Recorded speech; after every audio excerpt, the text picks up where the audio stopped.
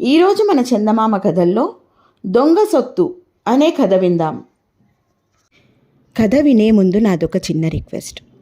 మీరు గనక మా ఛానల్ని మొదటిసారి చూస్తున్నట్లయితే ప్లీజ్ తప్పకుండా సబ్స్క్రైబ్ చేయండి. ఇక కథలోకి వద్దాం. సోమేశ్వర రాజ్యాన్ని మాణిక్యవర్మ పరిపాలిస్తున్న రోజులవి.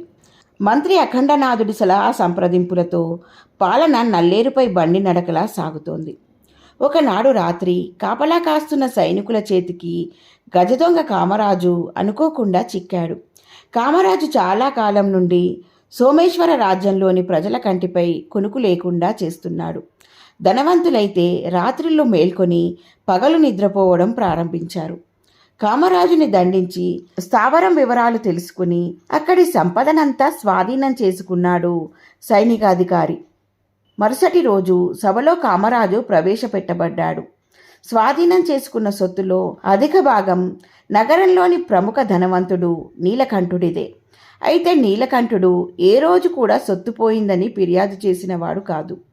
మంత్రివర్య, నీలకంఠుడు అభిమానవంతుడు కావడం చేత పోయిన తన సంపద గురించి మనకు తెలియపరిచి ఉండడు. తక్షణమే అతడిని పిలిపించి అప్పగించండి. మాణిక్యవర్మ ఆజ్ఞ చేశాడు. ప్రభు, నీలకంఠుడి సొమ్ము పోగా మిగిలినది ఎవరెవరిదో నిర్ణయించుకునేందుకు కొంత వ్యవధి అవసరం. 2 రోజుల తర్వాత సొమ్మంతటిని హక్కుదారులకు అందిద్దాం. నీలకంఠుడిని కూడా అప్పుడే రప్పిద్దాం అని చెప్పిన అఖండనాథుని మాటలకు రాజు సమ్మతించాడు. 2 రోజుల తర్వాత సొమ్ము హక్కుదారులంతా సభకు రప్పించబడ్డారు. ఒక్కొక్కరే వచ్చి పోయిన తమ సొమ్ము వివరాలు, ఆధారాలు చెప్పి తీసుకువెళ్ళసాగారు. నీలకంఠుడి వంతు వచ్చింది. అయితే చాచేందుకు వీలు లేకుండా అతని చేతులకు సంకెళ్ళు వేయబడి ఉన్నాయి. ఆ దృశ్యం చూసి ఆశ్చర్యపోతున్న మాణిక్యవర్మకు సందేహ నివృత్తి చేస్తూ, మహారాజా, నీలకంఠుడు కామరాజు కంటే పెద్ద గజదొంగ. పలు అక్రమ వ్యాపారాలతో పన్నులు ఎగవేసి కోట్లాది వరహాలు పోగేశాడు.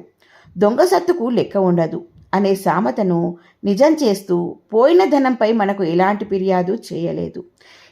నీలకంఠుడి బలహీనతను గమనించిన కామరాజు పలుమార్లు అతని ధనాన్నే దొంగిలించాడు.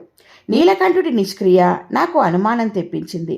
దీని కారణంగానే మిమ్మల్ని 2 రోజుల గడువు కోరి ఆ సమయంలో వివరాలన్నీ తెలుసుకున్నాను, వినమ్రంగా చెప్పాడు అఖండనాథుడు.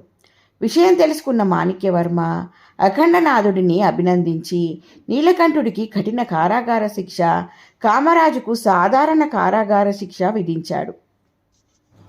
ఎలా ఉంది ఫ్రెండ్స్ ఈ కథ? బాగుంది కదూ? నచ్చిందా? అయితే లైక్ చేయండి.